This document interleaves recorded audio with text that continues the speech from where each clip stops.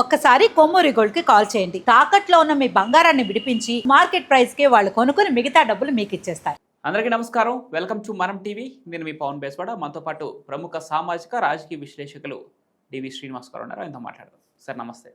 నమస్తే. వల్లభనేని వంశీ ప్రస్తుతానికి 2019లో చేసినటువంటి నకిలీ ఇళ్ల పట్టాల కేసులో ప్రస్తుతం కంకిపాడు పోలీస్ స్టేషన్కు తరలించిన తర్వాత విచారణలో ఆయన చెప్పినటువంటి సమాధానాలు తెలీదు, నాకు సంబంధం లేదు. ఎలా చూడాలి వల్లభనేని వంశీ సమాధానాన్ని? ప్రస్తుతం ఆయన ఆరోగ్య పరిస్థితి మీద కూడా అనేక ఊహాగానాలు వస్తున్నాయి. ఈ నేపథ్యంలో ఆయనకి శ్వాస సంబంధిత వ్యాధి ఏదో ఉన్నట్టు కంకిపాడు ప్రభుత్వ ఆసుపత్రికి ఆయన తరలించినట్టు తెలుస్తూ ఉంది.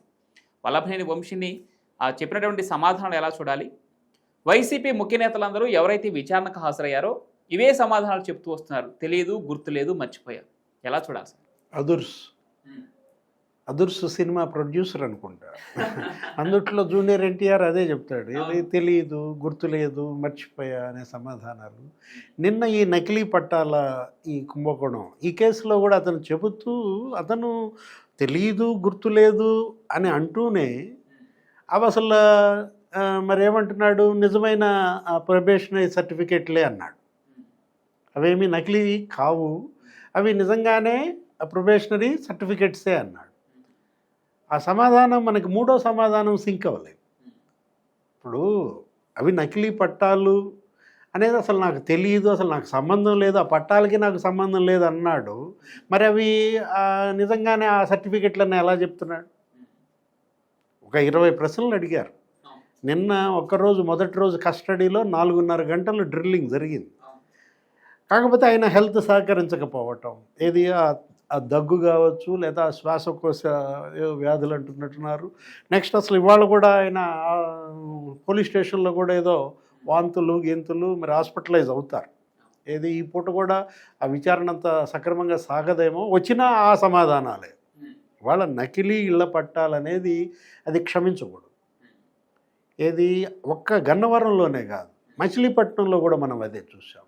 అసలు జగన్మోహన్ రెడ్డి 5 ఏళ్ల పరిపాలనలో ప్రతిదీ నకిలీ. ఏది మనం చూసాం, ఓటు ఐడి కార్డు కూడా నకిలీ. ఎక్కడ తిరుపతి బై ఎలక్షన్లో 35,000 నకిలీ ఓటు కార్డులు బయటకు వచ్చాయంటే అప్పట్లో మరి ఆ కలెక్టర్ కూడా సస్పెండ్ అయ్యాడు, గిరీష అనే అతను. అంటే మొత్తం ఏ విధంగా అక్కడ వాళ్ళు అధికారులను అడ్డం పెట్టుకుని కలెక్టర్లని డమ్మీలను చేసి ఆర్డీఓలని తహసీల్దారులని వాళ్ళ యొక్క లాగిన్ పాస్వర్డ్లు కూడా వీళ్ళ దగ్గరే, వాళ్ళ యొక్క స్టాంపు సీల్స్ అన్నీ కూడా వీళ్ళ దీంట్లో పెట్టుకుని ఎలా వీళ్ళు మరి నకిలీ డాక్యుమెంట్స్, నకిలీ స్టాంప్ పేపర్లు. ఒంగోలులో అదో పెద్ద స్కామ్. ఏది 200 కోట్లు నీకు కేవలం ఆ నకిలీ డాక్యుమెంట్సే దగ్గర 75 మందిని అరెస్ట్ చేశారు. ఏది అసలు వాళ్లే భూములకి పట్టాలు పుట్టించటం, రెవెన్యూ పొరంబోగు భూములకు కూడా పట్టాలు పుట్టించటం, అటవీ శాఖకి పట్టాలు పుట్టించటం. అదే ఇవాళ ల్యాండ్ స్కామ్స్ అక్కడ అన్నీ కూడా. ఆంధ్రప్రదేశ్లో నీకు 14 లక్షల ఎకరాలు ఫ్రీ హోల్డ్లో పెట్టారని, దానికోసమే ఒక ప్రత్యేకమైన జీవో తెచ్చారని, ఒక జీవో 596. ఆ జీవో ఇచ్చిన ఆయన అప్పటి సిఎస్ జవహర్ రెడ్డి, ఆయన కొడుకు, ఆయన మేనల్లుడు కూడా భోగాపురం ఎయిర్పోర్ట్ చుట్టూతా వాళ్ళు భూముల కబ్జాలని డాక్యుమెంట్స్తో సహా. అక్కడ జనసేన కార్పొరేటర్ మూర్తి యాదవ్ ప్రెస్ మీట్లు పెట్టి ఒక యుద్ధం నడిచింది. ఇప్పుడు పెద్దిరెడ్డి రామచంద్రారెడ్డి, ఆ మదనంపల్లి, ఆ పుంగనూరు, లేకపోతే అక్కడ ఉన్నటువంటి పీలేరు, ఆ తంబళ్ళపల్లి, 4 నియోజకవర్గాల్లో నీకు 20 మండలాల్లో 25,000 ఎకరాలు వాళ్ళు అక్కడ రిజిస్ట్రేషన్లు. అంటే పెద్దిరెడ్డి కుటుంబం పేరిటే మరి అన్ని వందల ఎకరాల భూములంటే ఇవాళ ఏంటి, ఆయన బుగ్గమఠం భూములపైన విచారణ జరుగుతోంది. ఎవరు అక్కడ తిరుపతిలో పెద్దిరెడ్డి రామచంద్రారెడ్డి. అంటే అసలు మదనపల్లి ఫైల్స్ తగలబెట్టారని. ఇప్పుడు ఈ వల్లభనేని వంశీ ఈ నకిలీ ఇళ్ల పట్టాల కేసే కాదు, ఇవాళ అనేక కేసులు అతని పైన వరుసపడి కేసులు 3 నెలలుగా ఇవాళ అతను జైల్లో ఉన్న పరిస్థితి.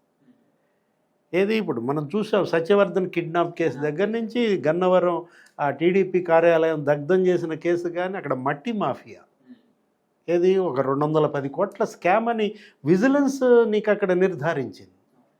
24 లక్షల క్యూబిక్ మీటర్ల నీకు మట్టి గ్రావెల్ తవ్వేశారని, ఒక 100 టిప్పర్లు కొన్నారంట. చెరువులు మింగేశారని చెప్పి వాళ్ళ అతని పైన ఆరోపణలు, అక్రమ వసూళ్ళ కేసులు. అంటే ఎలా వీళ్ళు ఇన్ని కేసుల్లో ఇరుక్కుపోయారు, ఇంతమంది బాధితుల? ఇప్పుడు గుడివాడ మనం చూసాం, కొడాలి నాని, అతనికి లుకౌట్ ఇచ్చినట్టున్నారు సర్క్యులర్. అతను లుకౌట్ సర్క్యులర్ ఇచ్చినా అతనికి నిన్న ఎక్కడో హైదరాబాద్లో ఏదో ఫంక్షన్లో కనపడ్డాడు. అంటే ఇవాళ మాజీ మంత్రులుగా పనిచేసిన వాళ్ళు, సుదీర్ఘకాలం 4-5 సార్లు శాసనసభ్యులుగా గెలిచిన వాళ్ళు, వీళ్ళు ఈ పరిస్థితి తెచ్చుకున్నారంటే వీళ్ళ ప్రజాప్రతినిధులు. ఇప్పుడు ఇతనున్నాడు ఎవరు, ఇప్పుడు మనం అనుకుంటున్నట్టు వంశీ, 16 ఏళ్ల రాజకీయం. 2009లో అతను విజయవాడ ఎంపీగా కంటెస్ట్ చేసి ఓడిపోయాడు. ఆ తర్వాత ఇప్పుడు మనం చూసాం, ఏది గన్నవరం శాసనసభ్యుడిగా 2 సార్లు గెలిచాడు, ఇప్పుడు మొన్న ఓడిపోయాడు. తెలుగుదేశం పార్టీ తర్వాత వైఎస్ఆర్ కాంగ్రెస్ పార్టీ, 2 పార్టీలు. ఇవాళ అతని రాజకీయ జీవితం ఢమాల్. అంటే ఇది ఒక రాజకీయ సమాధి.